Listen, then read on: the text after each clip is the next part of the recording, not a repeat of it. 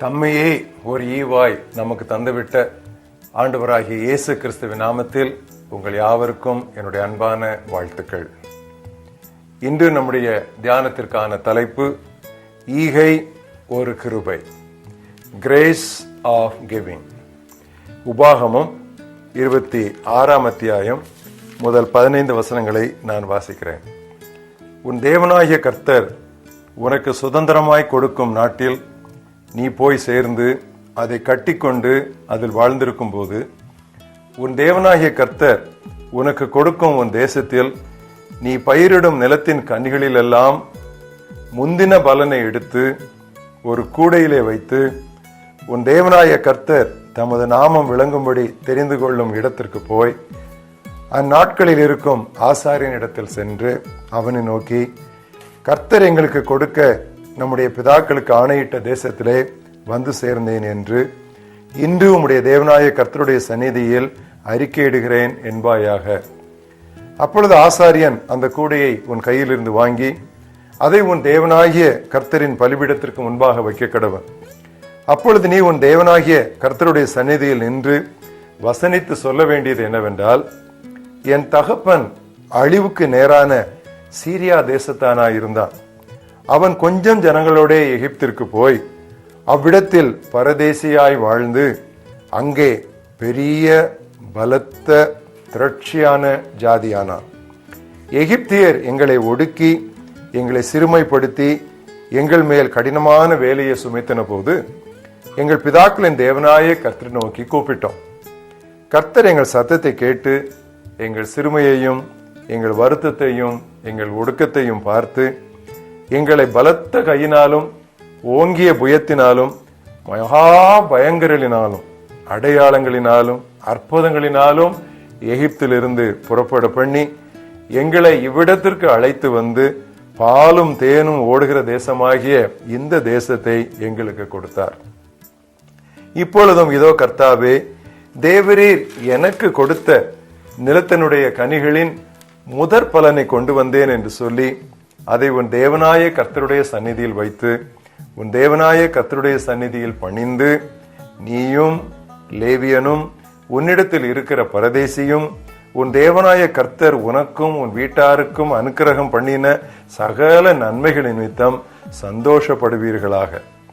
தசமபாகம் செலுத்தும் வருஷமாகிய 3ஆம் வருஷத்திலே நீ உன் வரத்திலெல்லாம் 10 எடுத்து லேவியனும் பரதேசியும் திக்கற்ற பிள்ளையும் விதவையும் உன் வாசல்களில் புசித்து திருப்தியாகும்படி அவர்களுக்கு கொடுத்து தீர்ந்த பின்பு நீ உன் தேவனாய கர்த்தருடைய சந்நிதியில் போய் அவரை நோக்கி, தேவரீர் எனக்கு கொடுத்த எல்லா கட்டளைகளின்படியும் நான் பரிசுத்தமான பொருட்களை என் வீட்டில் இருந்து எடுத்து வந்து லேவியனுக்கும் பரதேசிக்கும் திக்கற்ற பிள்ளைக்கும் விதவிக்கும் கொடுத்தேன். உம்முடைய கட்டளைகளில் ஒன்றையும் நான் மீறவும் இல்லை, மறக்கவும் இல்லை.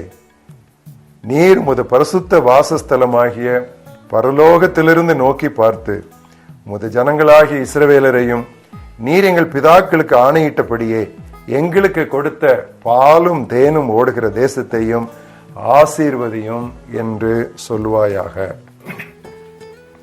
இன்றைக்குரிய மனப்பாட வசனம் நீதிமொழிகள் 11ஆம் அத்தியாயம் 24, 25 வசனங்கள். வாரி இறைத்தும் செல்வராவாரும் உண்டு, கஞ்சத்தனம் பண்ணியும் வறுமையடைவாரும் உண்டு. ஈகை குணமுள்ள ஆத்துமா செழிக்கும். எவன் தண்ணீர் பாய்ச்சுகிறானோ அவனுக்கு தண்ணீர் பாய்ச்சப்படும். In spite of scattering, one might become rich. In spite of stinginess, one might become poor. He who waters others shall himself be watered. இன்று இந்த ஆண்டினுடைய 2ஆம் மாதத்தை துவங்கி இருக்கிறோம். இன்று மாதத்தின் முதல் நாள். ஆண்டவருடைய பணத்தை நாம் எடுத்து வைத்து விட்டோமா? பெரும்பாலான இந்திய கிறிஸ்தவர்கள் வெளிநாடுகளுக்கு வேலை தேடி செல்வது அதிகம் சம்பாதிக்கவே. அதில் தவறில்லை. ஆனால் லட்சக்கணக்கில் சம்பாதித்து சேமிக்கும் இவர்களில் பெரும்பாலானோர் தங்கள் எளிய இந்திய சகோதர சகோதரிகளைப் போலவே 10ல் 1 மட்டும் கடவுளுக்கு கொடுப்பதை கண்டு மனவேதனை வருகிறேன். நமது வருமானம் கூட கூட கர்த்தருக்கு கொடுக்கும் அளவுல சதவீதமும் 10%, 20, 20 30, 30 40 என்று கூடிக்கொண்டே இருக்க வேண்டும். நியாயப்பிரமாணம் கொடுக்கப்படும் முன், அதாவது திருச்சட்டம் கொடுப்பதற்கு முன் தாங்களாகவே முன் வந்து கர்த்தருக்கு 10 கொடுக்கும் பழக்கம் இருந்து வந்தது. ஆபிரகாம் அப்படி செய்தான், யாக்கோபு அப்படி செய்தான். இதெல்லாம் தன்னார்வமாக, ஒரு சட்டம் என்று ஒன்று இல்லாமல் அவர்கள் செய்து கொண்டிருந்தார். ஆனால் திருச்சட்டம் அமுலுக்கு வந்த போதோ, நியாயப்பிரமாணத்தின் காலம் வந்த பொழுதோ, அது தெளிவானதொரு கட்டளையாயிற்று. லேவியராகமும் 27ஆம் அத்தியாயம் 30ஆம் வசனத்திலே, நிலத்தின் வித்திலும் விருட்சங்களின் கனியிலும் தசமபாகம் எல்லாம் கர்த்தருக்கு உரியது, அது கர்த்தருக்கு பரிசுத்தமானது என்று ஆண்டவர் சொன்னார்.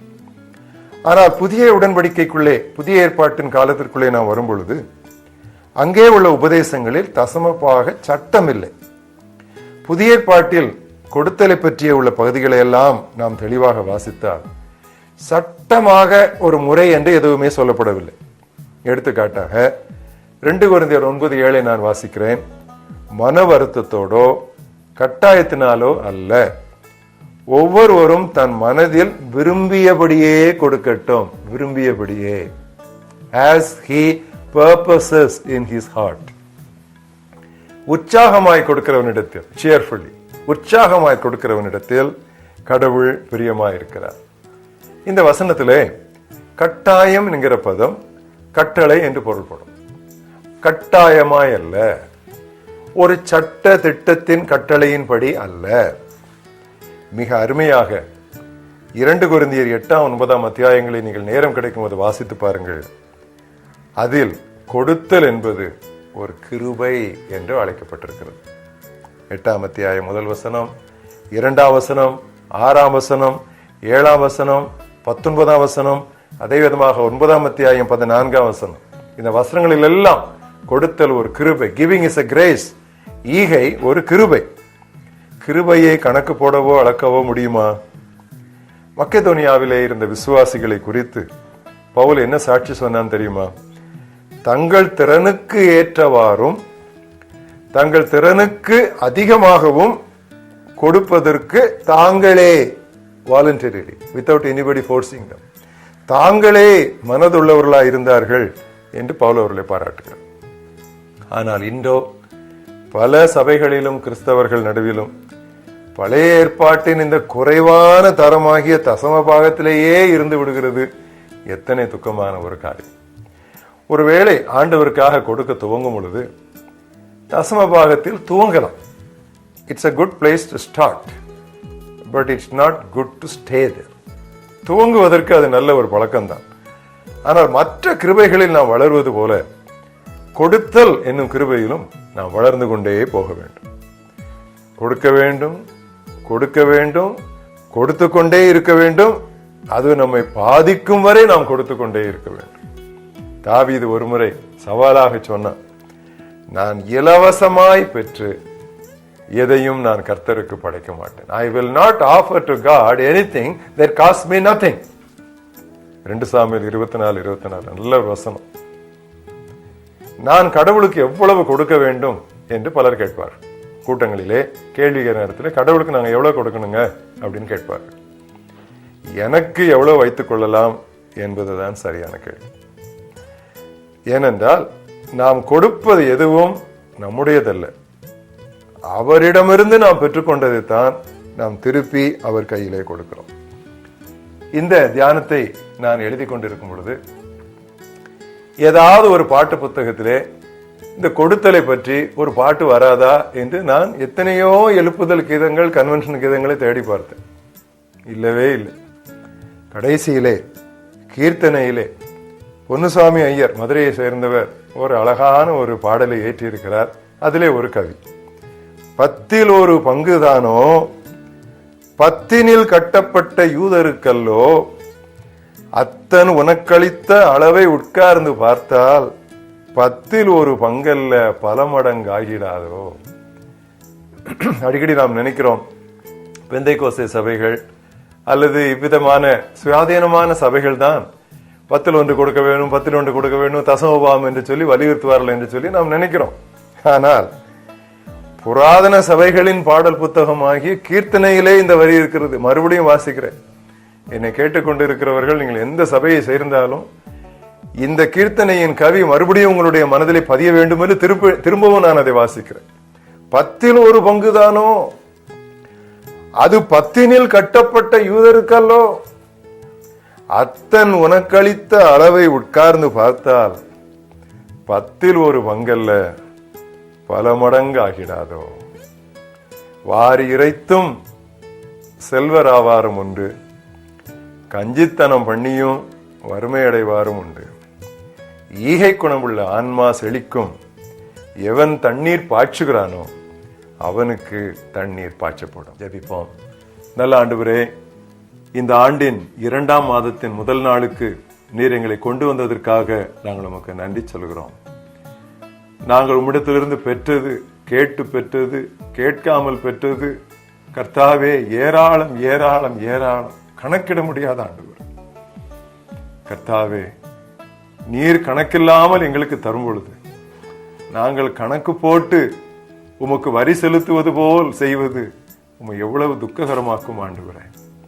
கர்த்தாவே, நாங்கள் எங்களுடைய கரங்களை, எங்களுடைய பைகளை, பணப்பைகளை தாராளமாய் திறந்து உம்முடைய ஊழியத்திற்கு, உம்முடைய ஊழியக்காரருக்கு, உம்முடைய திருப்பணிக்காக நாங்கள் செலவழிக்க நீர் எங்களுக்கு உதவி செய்யும்.